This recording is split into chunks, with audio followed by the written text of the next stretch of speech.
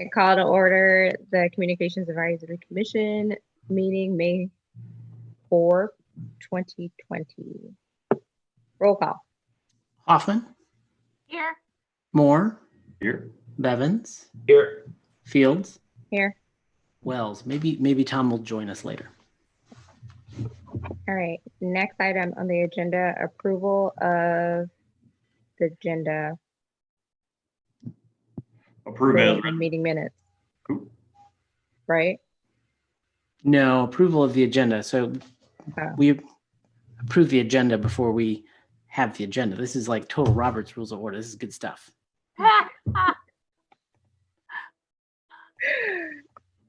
So we're approving the agenda. That's correct. I'll approve the agenda. I'll second.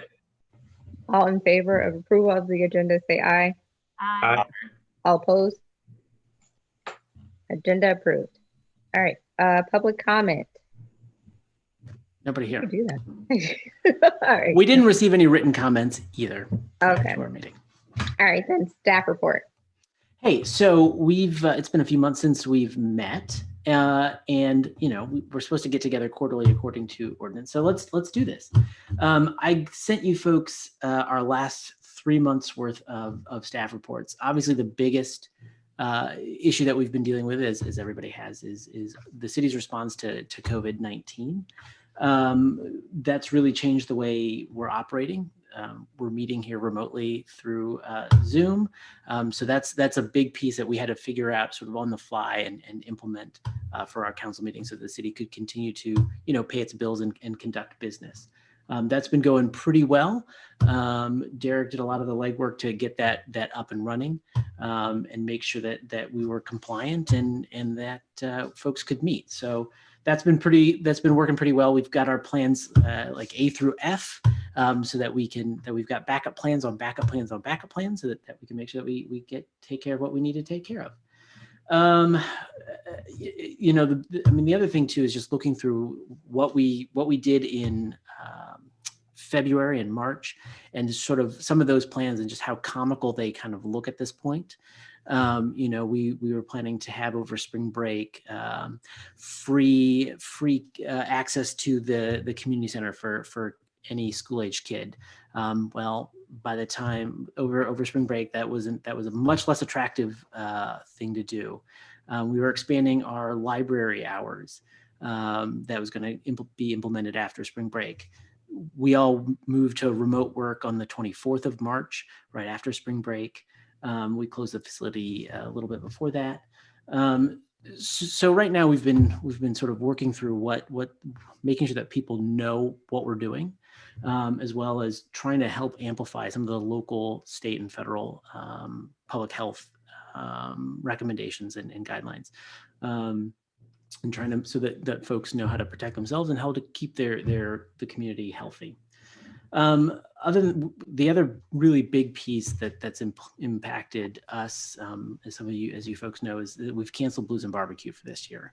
Our hope is that in the spring, later in the summer or fall, we'll be able to do some smaller, more focused music or something like that.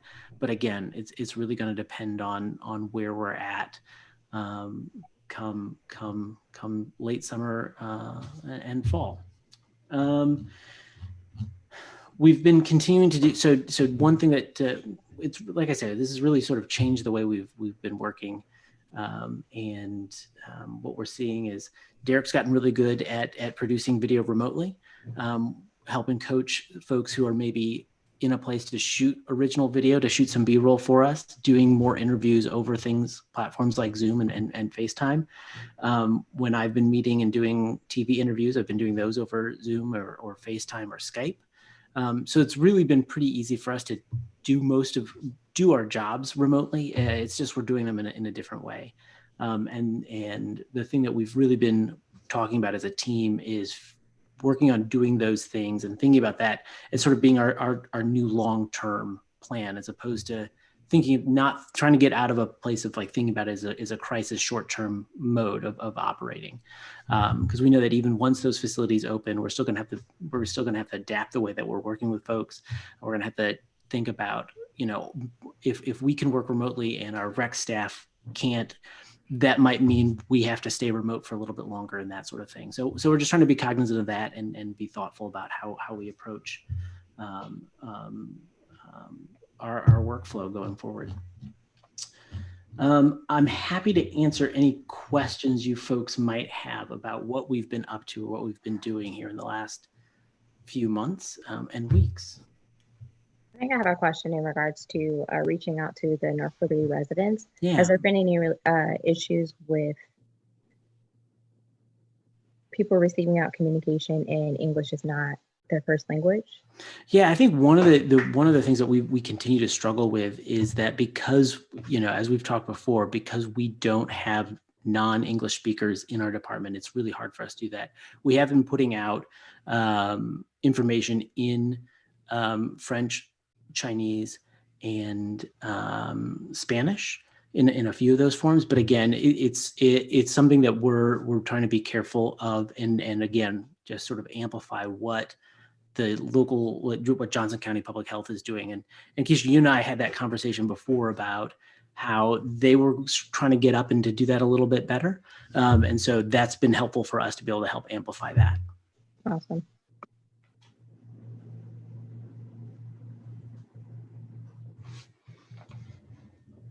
You folks have any other questions for me? I will say Jillian comes back, her first day back in the office from maternity leave is tomorrow. And by back in the office, I mean her small little round table with desks. She sent me a picture of it over the weekend. She's ready to be back at work. I think it'll be an adjustment. She obviously has a 4-year-old and a newborn at home, but it'll be nice to have another person to do some of that community building and that kind of work. And we'll have to sort of figure out what that looks like for the summer. These meetings are posted on Facebook, right? Yep, these meetings go to Facebook as well as YouTube, and then we also will put them on the website afterwards. Have you seen an increase in people viewing like the city council meetings? So we've been doing the meetings onto Facebook Live for a few months now. So we know that folks see them there and they're watching them there just because they're more likely to sort of just come across them. So we have metrics. I can certainly pull some of those for you if you'd be interested in seeing what those view numbers are like. Okay. Well, I guess one more quick things along the same line would be, do you have any concerns over how you've been communicating with people? I'm guessing a lot more people staying home that have solid internet access are getting information probably even faster, but for the ones that we talked about before, not just the English as a second language, but for the people that you counted on reaching in person before, have there been any new hurdles or obstacles there? Well, I mean, we just don't have a big built out mailing program, for example, and we don't have a lot of, we're not going out and doing flyering, for example. Again, we're hoping that we're working with public health because they're in a position to really do some of that outreach. And really Johnson County wide is doing a lot, I think, good work through United Way, through Johnson County Social Services, and a lot of those agencies who have those relationships and are helping make those connections. The pantry is a great example, right? Who they've adapted and are doing good work, and they have those relationships and are, I think, doing that messaging well.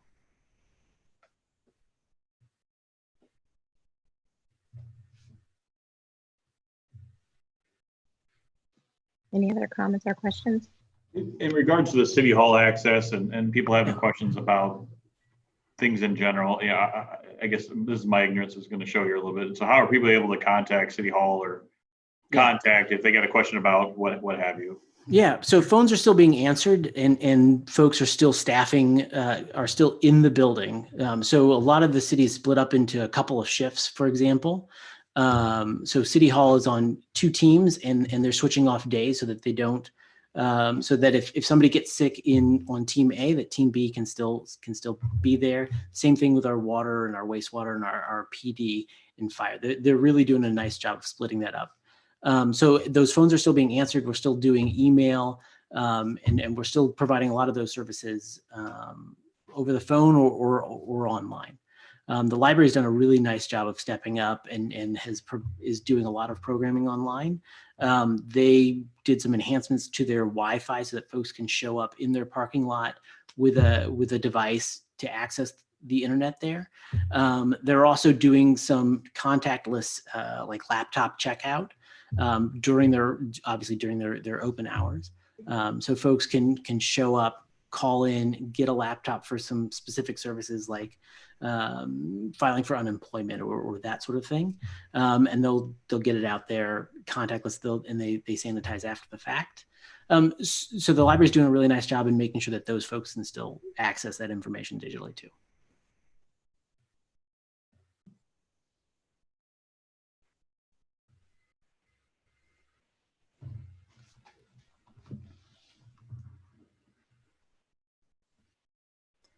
Keisha, I think you're muted still.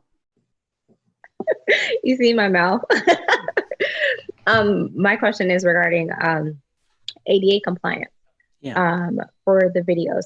So I'm not on Facebook, so I don't know if there's caption for the videos later on, and also for the videos when it's just live stream on regular whatever, if caption is being provided. Yeah, we don't have the capabilities right now to do captioning, to do live captioning. Okay. Will we have it in the future? I mean, that's certainly something that we can look at that equipment and the cost of doing that for sure. Oh, we are doing captioning at least though after? We auto-generate them. Okay.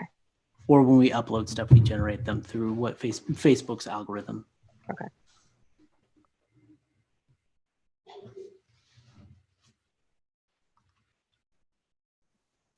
Anything else from anybody?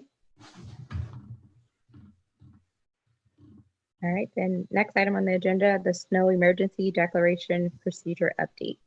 Okay, so sometime in the future, there's a proposed sort of update to the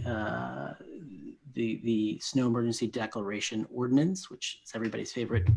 So anyway, in your packet, you've got a draft of essentially a procedure for the way we do that. Mostly just to standardize. This is essentially what we do now. This just formalizes it a little bit more. Obviously, there's no crushing issue to get this done right now, but I had it done months ago. It really just takes our procedure that we had written before and formalizes it a little bit further and lays it out for you folks. Basically, we think it's important that folks know when we have snow emergencies, because they can be ticketed, but more importantly is that it's helpful that the compliance piece is more important than the actual like writing tickets, because we need people to remove their cars from the streets so that we can plow, and it's pretty simple. So this really just lays out where people could go to expect to find that information. The biggest update that's being proposed to the actual snow emergency ordinance is that it removes sort of this automatic 2 inches implementation and would always just be declared. So that's why we thought the declaration piece was important, and how that declaration would get pushed out.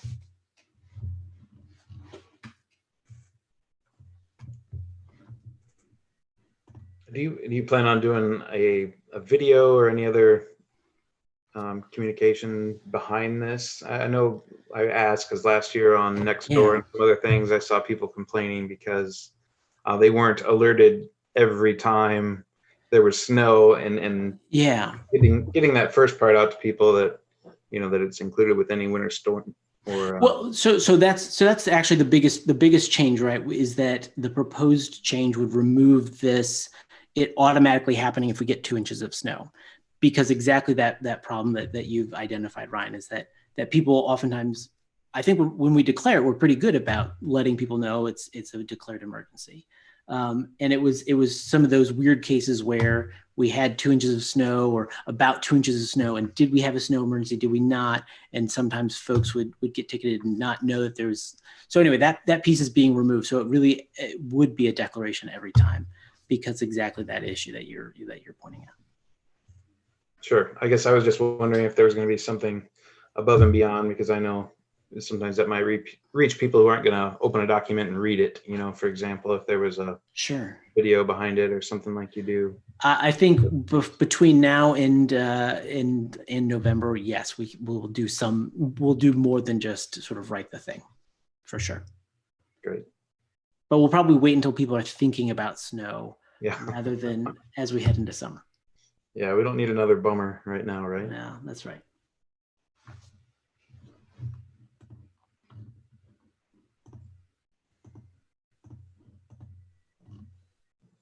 I keep forgetting to unmute. Okay. Any other questions or comments regarding the snow emergency declaration procedure update? All right, then moving on. Old business. Any old business or anybody want to talk about? All right, new business. Okay, then. Adjournment. Motion to adjourn? Second. All in favor of closing out the meeting today? Say aye. Aye. Aye. All opposed? All right, meeting adjourned. Thank you, guys. Thank you. Great seeing you all. Thank you. Yeah, thanks, Nick. Bye. See you later.